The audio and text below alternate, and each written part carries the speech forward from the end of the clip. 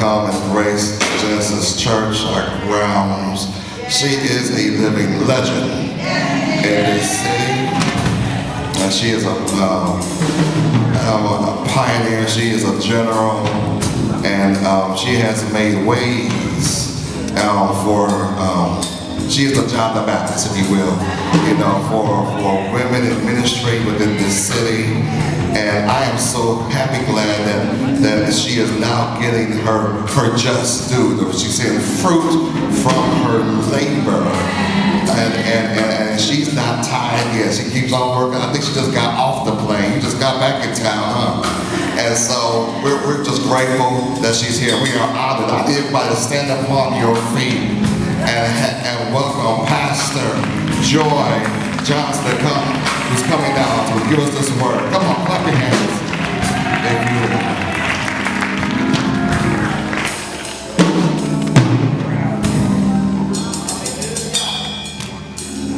Praise God. Hallelujah. Come on, give a shout in the house today. Come on, shout like we are. We are wow. W-O-W.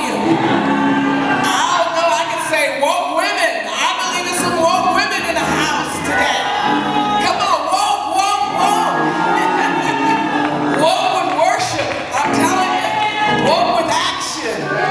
Glory to God. Hallelujah. Hallelujah. Well, I am so glad to be here. I thank my dear brother Takoy, my dear brother Ellington. So good to see you. Sister and Lady Carlette and Lady Tawana, you're just growing so much in God's grace. And I do thank you all. I honor you for asking me to come again on today. And as my brother Porter just mentioned, Pastor Porter just mentioned, this is a difficult weekend. We have been engaged in holding our city together. And for those of you who don't know it, I am a leader of an organization in this city of faith leaders who opt to fight for justice, to get policies changed that would make our lives easier. And so when things like what has happened break out, we have to bring the moral compass into today, into the day. And we need the prayers of the saints. We need the prayers of the saints for ourselves. We need the prayers of the saints for the forces that we're coming up against. We need the prayers of the saints for our city. I love this city. I believe you love this city. I believe that's why you are here. I believe God has a plan for this city. I really do. I believe God has a plan to show the rest of the world what it looks like when loving people come together across every line of division and live like God intended us to live. That's the mandate on our city. So if that is our mandate, you need to know there's some real pressure coming against our city. I'm not going to be before you long. I'm not going to set a timer. Somebody set a timer. No, I'm really not. Because I'm the closing. I am the closing, and that's all I want to do is close. Close what y'all been doing all weekend long. I want you to just look at the person sitting next to you and say, not without my sister.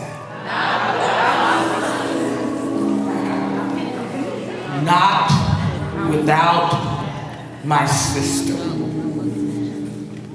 One of the things that the Lord has been doing for me is leading me into new and different territories. And you had no idea that the Lord has been telling me, he says, I'm doing a John the Baptist kind of work on you. And in that John the Baptist kind of work, he's leading me into dark and difficult wilderness places. One of the, to do the work of the Lord. And one of the places that he has led me to familiar to you as Del Paso Heights. That's the location, but I'm working with some women that call themselves Sister to Sister. This is a group of women who have a very, very, very checkered past.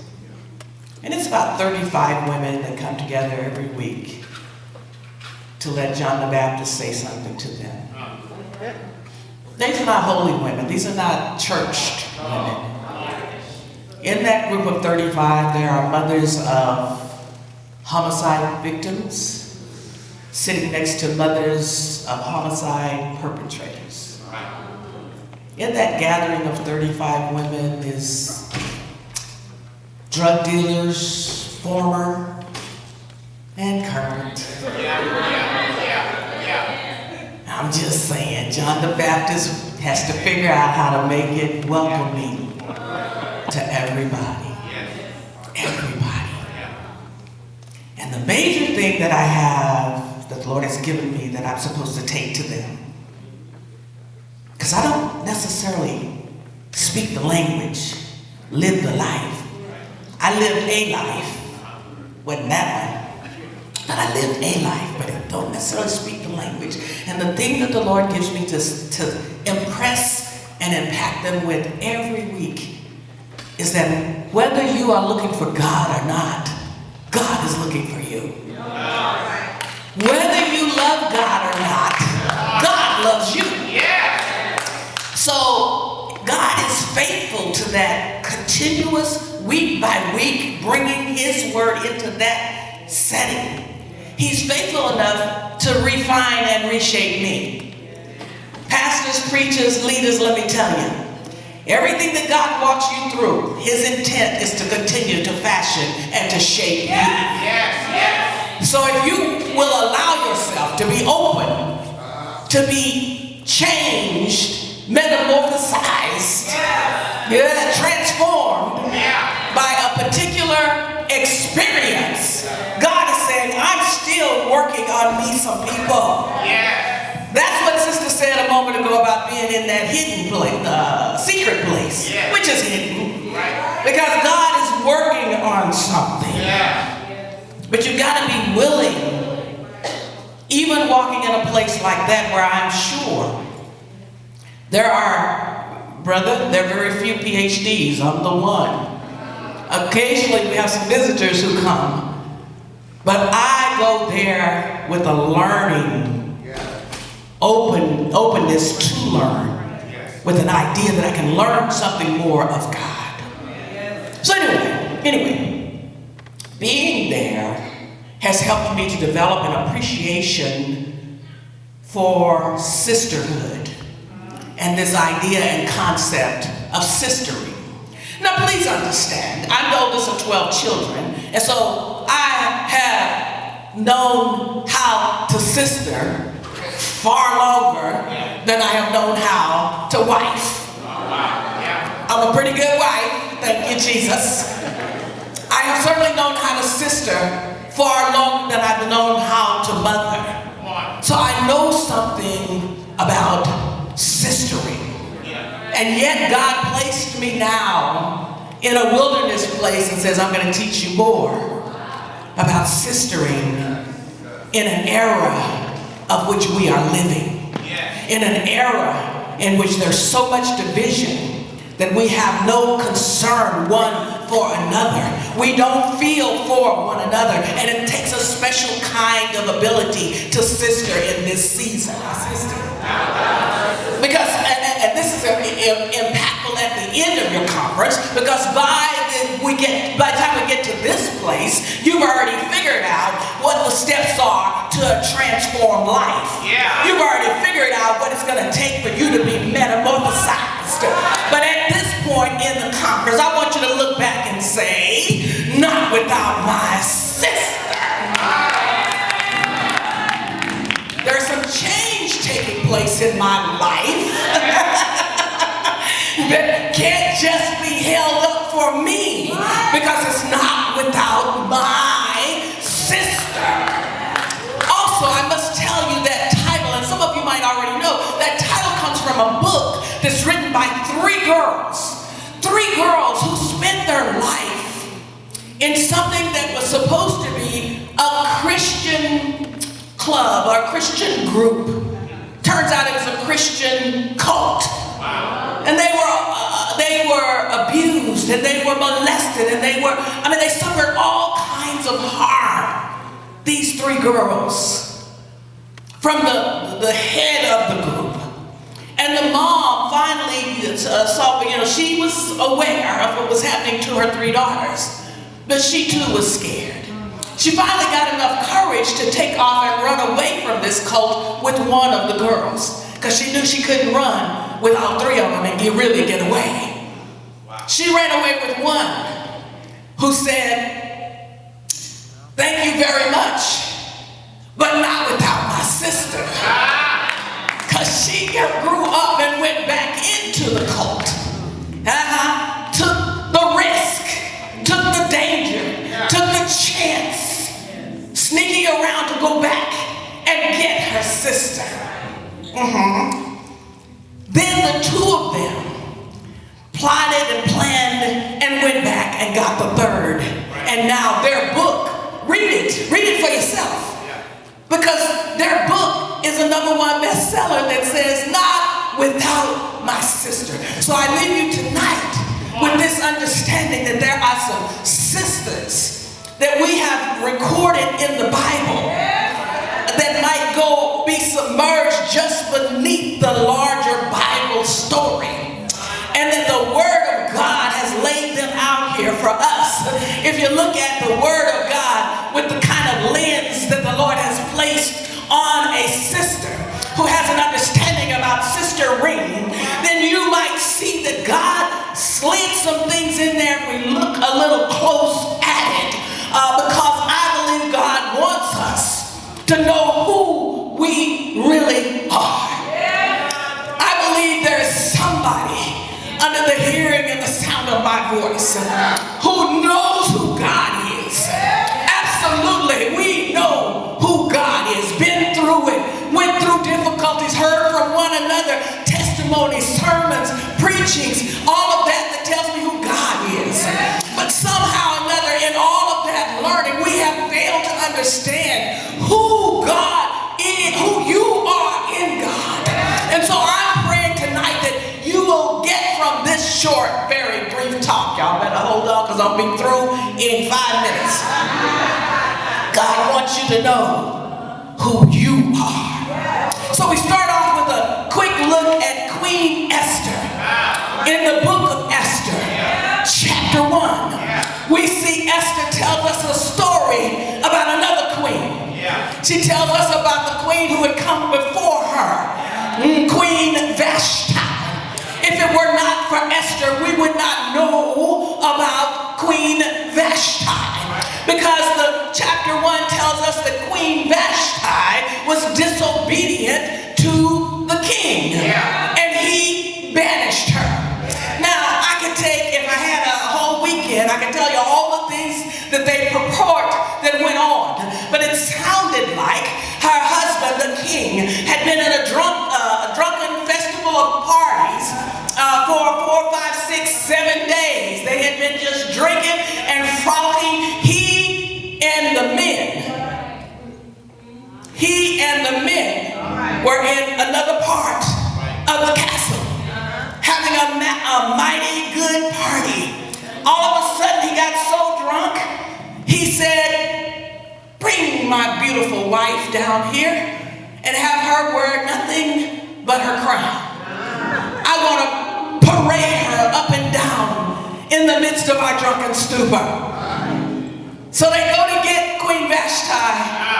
She's over in another part of the palace, doing what we girls do, cooking popcorn, drinking probably, making her some margaritas and whatever, but she's not trying to walk out of here naked. So the story goes, and depends on whose lens you're looking at. Yeah, the story goes that she said, "No, thank you. I will not go."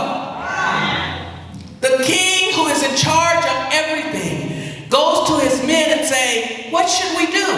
And the men got scared. They say, "If you let her off, if you let her do that, all of our other wives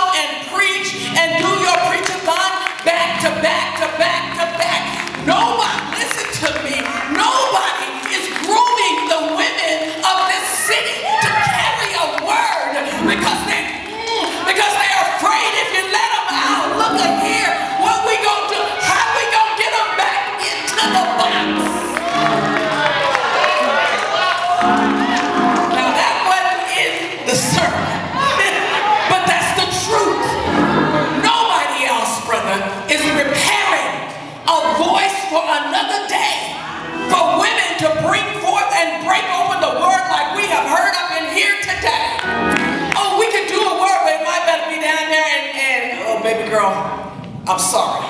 You just would not be on the roster because you are just too sure of yourself. Your voice is too powerful.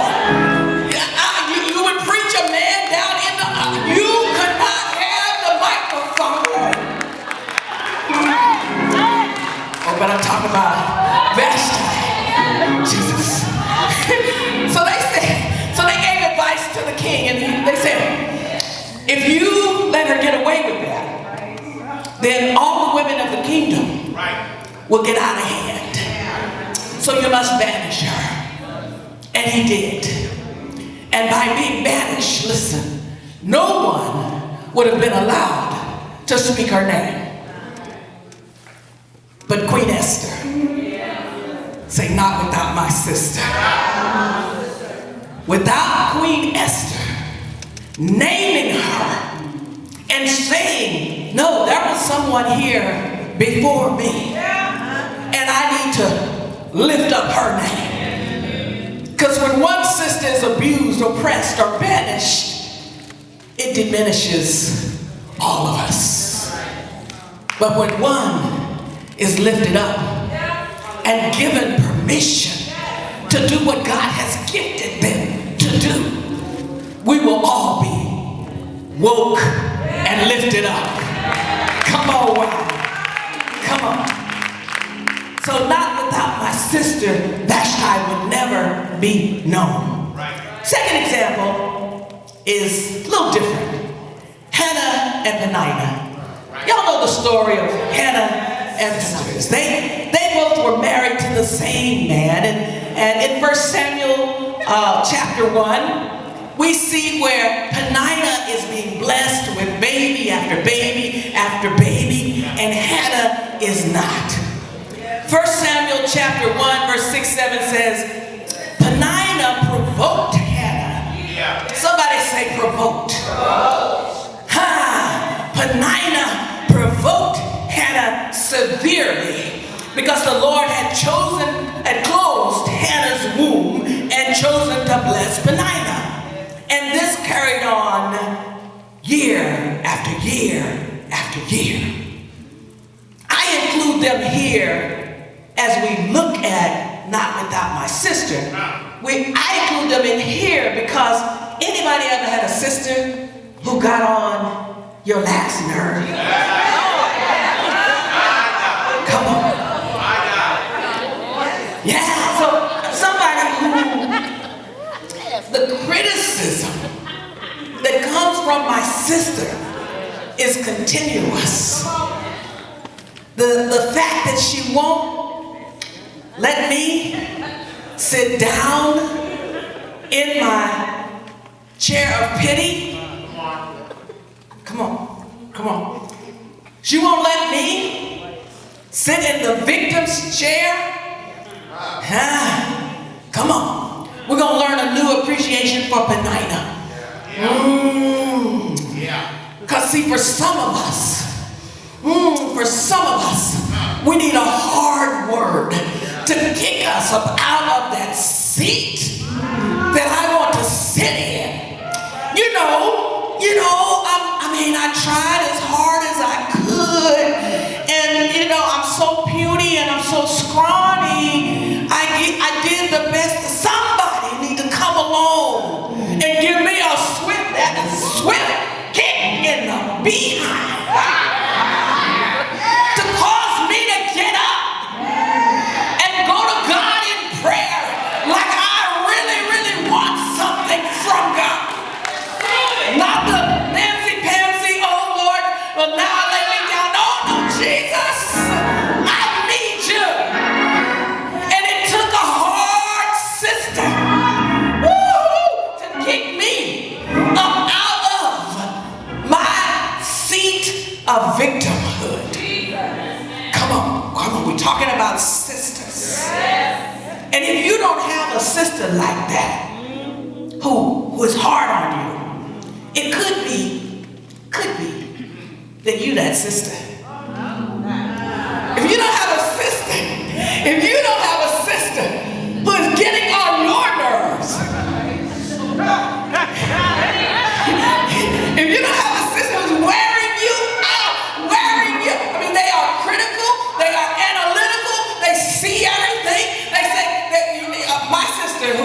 for me. She looked at every guy I dated. And she said, Lord have mercy, that one right there, you don't even need to talk to him no more. His eyes one way, his nose is another way. I mean, they see critical. She was so critical. Somebody's waving, they know what I'm talking about. She was so critical, she could see stuff that I could not see. Yeah, absolutely. Now, if you don't have one of those, you might be that tough sister. You might be stomping and kicking and rolling and choking and moving your brothers and sisters out of their seat of comfort. Yeah. Because we can get to the seat of comfort and not do what it is we're designed to do. I would not be the person that I am, except I had a sister that would not agree with me most of the time. Most of the time. She had something else. She pushed me, nudged me, asked for more. Get up out of that victim's chair and go to God and ask him for some real help. Come on. Don't just lay up here like, oh, it was me. And accept the gifts that are falling my way. Go after joy. Go after what it is that you want. She's the one who taught me how to fight for justice. She's the one who said that stuff right there is not just. Because I'm one who can make it all. I'll put some icing, I'll make some gravy, I'll get some butter, I'll put some sugar on top of whatever it is and dress it up and say, all is well. Yeah, don't we like this? But I have covered the issue up that is way down deep. Okay, I got it. So, I'm just saying, it takes a sister. It takes a sister like Penina who gets on your last nerve, who will not let it go, who will provoke you day. Provoke. Make my life a disturbance. Come on, somebody say, not without my sister. Even that one. Third one. Yeah, they don't want that one. That's all right. Videotape it and put it on rerun. Okay. So number 3, there is the prophetess Deborah and her sister Jael. Judges chapter 4, Deborah uses her position of power and authority. She has the ear of people in authority. She has the ear of the commander of the army, Barak. And she is a judge and a prophetess of God who can see things. And it would be very easy with all of that going on for her to say, I don't need a sister. Y'all don't need but one of me. I've gotten into the county offices. I've gotten into the mayor's ear. They've got my email. I should be the only one that you need. So when Barak said to her, I will not go to war unless you go with me, she warned him, I'll go, but then the battle is going to go to the credit of a woman. And when we read that, we think, oh, she's going to get the credit, right? Because she has arrived. She's called of God. She has the authority. She has the ear of the man who is the head of the army. But she's really referring to another sister. And she writes a song for this other sister. She says in this song, Judges 4:24, she says, blessed above women shall Jael, the wife of Heber, the Kenite, be. Blessed shall she be above women in the tent. She says he asked for water and she gave him milk. She brought forth cream in a lordly dish and she put her hand to the stake and she smote Sisera and killed him with a tent peg. Deborah did this. And then she wasn't, not Deborah, Jael did this. And Deborah had set it all in motion, set it up up for us, sister. Set it up for me, Krista. Just set it up, because you just preach. And then the sister just have to walk into that. So tonight when they close out and they say, woo, Pastor Joy worked that thing with you. I couldn't leave you with that thought that I worked that thing. But see, these sisters had already set it up in motion, and all I had to do was come in and do that. Put the stamp on it. That's what JL was able to do. And so Deborah goes on to say in her song, she wrote on in her song, and she called out all of those who did not come to their aid. She gives JL the credit, and then she calls out the names of all the tribes who did not show up. They knew, she says, Deborah says, they knew we were in trouble. They knew we needed help. This one didn't come, that one didn't come, that one didn't come, that one didn't come, that one didn't come. My brother Jacoy said a moment ago, we've been here before. We have been here before. And the hope that we have is because we have been here before. And we know the outcome is going to go for the righteous. We know that righteousness will prevail. And when we get to the other side of victory, it'll be possible for us to know, and we cry out, this one didn't come, and that one didn't change, and that one didn't do what they could, and this one added to the injustice, and this.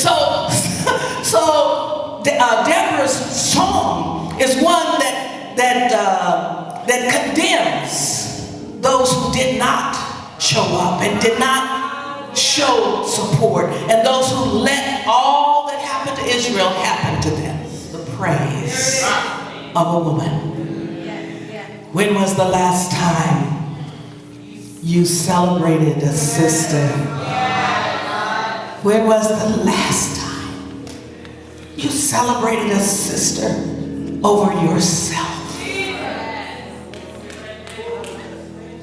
This is an age that is desperately wanting and needing sistering in that kind of a way. These women that I meet with every week, I'm telling you, they have had some hard lives. Hard lives. And they probably made some bad choices, and you'd probably say, well, they did it to themselves. Okay, the Lord didn't tell me to go over and figure that out. But He did give me the gift that they need. And the gift that they need is the need to be celebrated. As hard as their lives have been, they begin to, there's some hard sisters, some of them big and rough and tough and, probably packing something.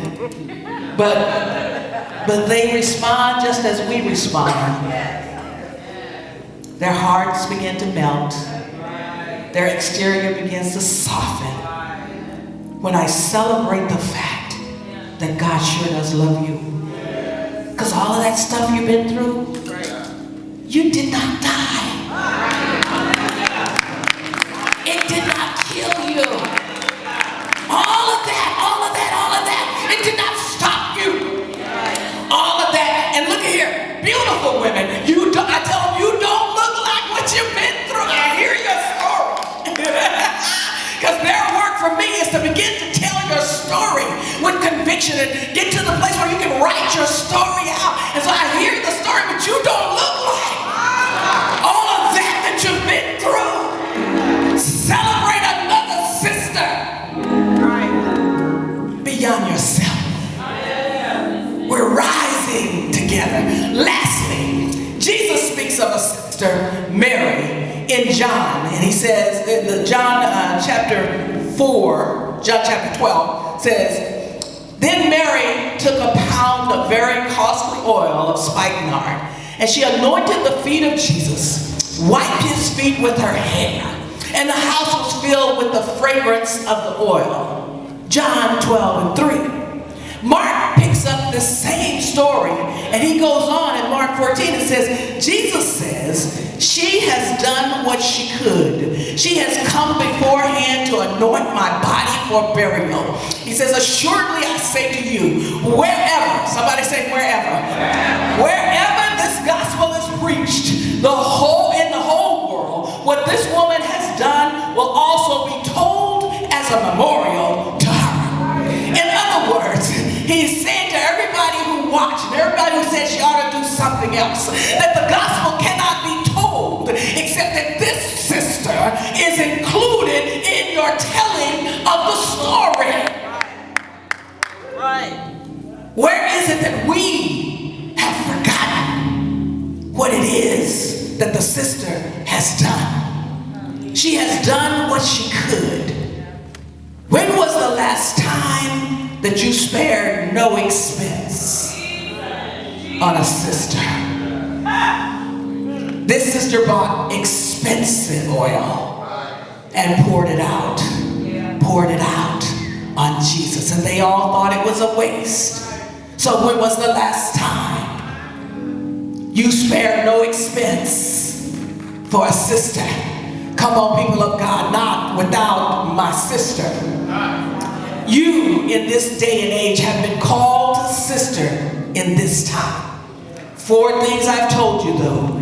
You've got to remember her when everyone else forgets. Remember the sister. It doesn't have to be your blood relative. But remember her even when everyone else forgets her. That's what Queen Esther did.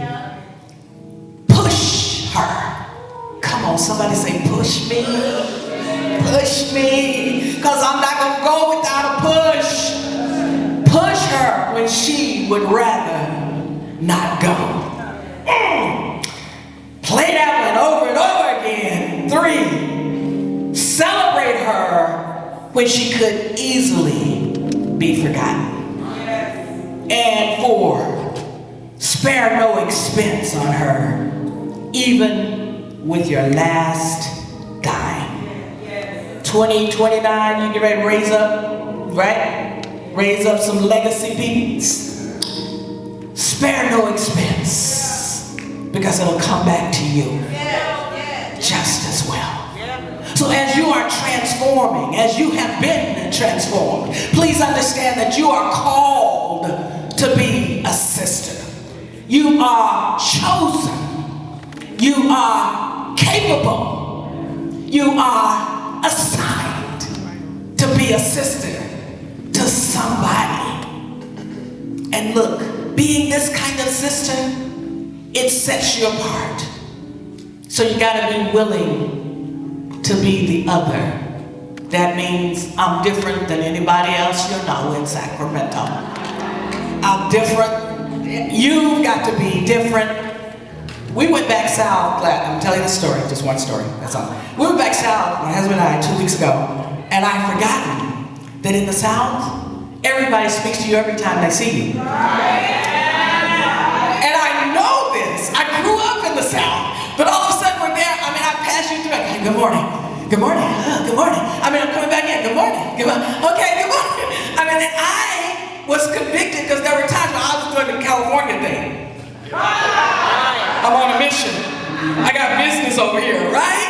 And I was convicted because I'm saying, this is not what we do out here. How about, because if we do it out here, then that makes us stand out. How about us being those who stand out? How about all of a sudden, here's somebody who just see me in Walmart, just go, hi sister, good morning. And you get, all of a sudden, you know, that makes you an other. You're not following the normal trend. You are other, you stand out, and lastly, it makes you the only. It makes you the only one who is doing this thing. Is God nudging anybody to say, come on, let's do it different? Because this is so simple, but this is healing. What is happening with these women, I've been meeting with them for 6 weeks. What is happening is healing. It is changing lives. I'm supposed to be with them through summer. I don't know what we're gonna look like by summer. We're gonna metamorphosize for sure, right? But it's simple things that we have gotten away from that just affirms that I am human and you are human. God sent us on a mission. Listen, people of God. He sent us on a mission here on planet Earth to do the work that He is not here to do. He sent us on assignment here on planet Earth to be those who will love one another and to show love to one another. That is not so hard, but we complicate it and we make it so much harder than it needs to be. If anybody is hearing from God that He is nudging me, He is pushing me to be different, to stand alone if I have to stand alone, be the other, be the one who everybody's wondering why she's speaking to me all the time. I'm speaking to you because I have the love of God in my heart, and the love of God being in my heart has to come out and reach to you. The love of God is not doing any good just sitting in my heart. He sent me here to heal somebody else who's having a harder time than I am, and I believe that somewhere deep down in my soul that I can reach down and pull up a hello, how are you? I pray God bless you today. I believe that that right there is the healing that will turn our city around, because this indeed is a city that I love. This indeed is a city that is set on a hill. This indeed is a city that is called the city of sacrament, the city that is set apart, that will do things differently. And I know we've been hit hard this very week, but it is not without God knowing that we would get hit. And so if He knew we were going to get hit this week, and then He sent me to live through this week, I believe He gave me something, and He gave you something to bring to the situation right now. So I can't preach what I don't know. What I do know is how to be a sister to my brothers, a sister to my sister. I know how to black, white, orange, yellow. I know how to be a sister. I don't want to see none of my brothers and sisters die. I don't want to see any of my brothers and sisters left out. So I will sit at your table. Oh yeah, I will have the conversation. Oh yeah, I will walk your streets. Oh yeah, I will push for changes in policy. Oh yeah, I will come and preach at your church. Oh yeah, why? Because we are a family. We are a family. God has placed us here to show family one to another. Can I have an amen for the family of God? I will not go without my sister. I will not be without my brother. I will not leave them out. Because God put us together when He put us on earth at the same time. He put us together when He called us into the family of God. So I will not go forward without my brother. I will not go forward without my sister. If you make me go forward, guarantee this, I'm going back to get my brother. Come on, I'm going back to get my sister. Anybody going with me? I'm going back because they are important to God and they are important to me.